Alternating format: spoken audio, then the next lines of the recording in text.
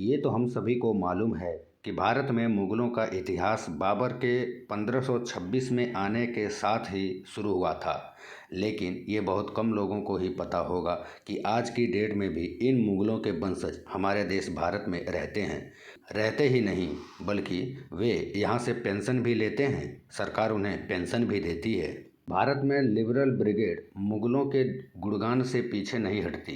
उनके अत्याचारों पर हमेशा पर्दा डालती रहती है, उन्हें हीरो के रूप में पेश करने की कोशिश करती रहती है।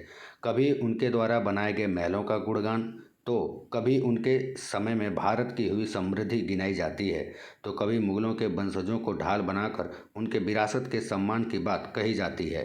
मुगलों के यहाँ वंशज रहते तो झुग्गियों में हैं, लेकिन इनके चाहने वाले इनके लिए बहुत बड़ी बड़ी बातें करते रहते हैं। सर्च करने पर बहुत से ऐसे न्यूज़ और बहुत से ऐसे वीडियो मिल जाएंगे जिनसे लगातार सहानुभूति का माहौल बनाने की कोशिश की जाती रही है।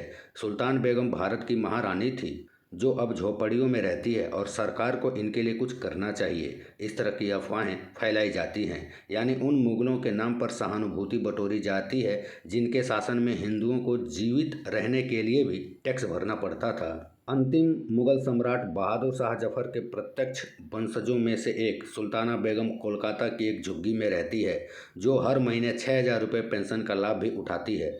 सुल्ताना बेगम की शादी बहादुर शाह जफर के परपोते मिर्ज़ा बेदार बख्त से हुई थी, जिसकी 1980 में कोलकाता में मृत्यु हो गई।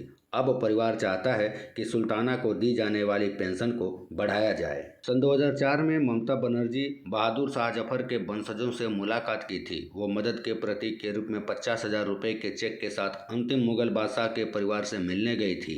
यहाँ तक कि उन्हें एक अपार्टमेंट भी दिया था।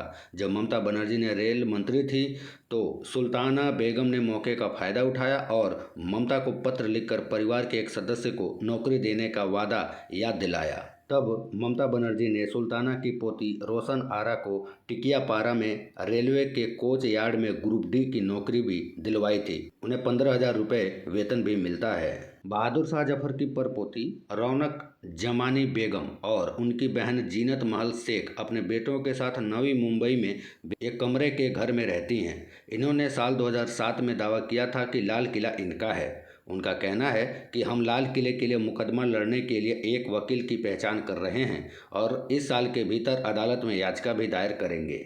अब सवाल ये है कि सरकार इनकी मदद क्यों करे? क्या भारत पर इनका कोई एहसान है? अगर मध्यकालीन मुगलों ने भारत में इमारतों का निर्माण किया भी तो सिर्फ अपने रहने के लिए किया था, वह भी भारत के संसाधन से और हिंदुओं के खून पसीने से। गनीमत है कि सरकार ने इन लोगों का पेंशन बंद नहीं किया। भारत पर इतने सालों तक अत्याचार करने वालों का बोझ आज भी सरकार उठा रही है।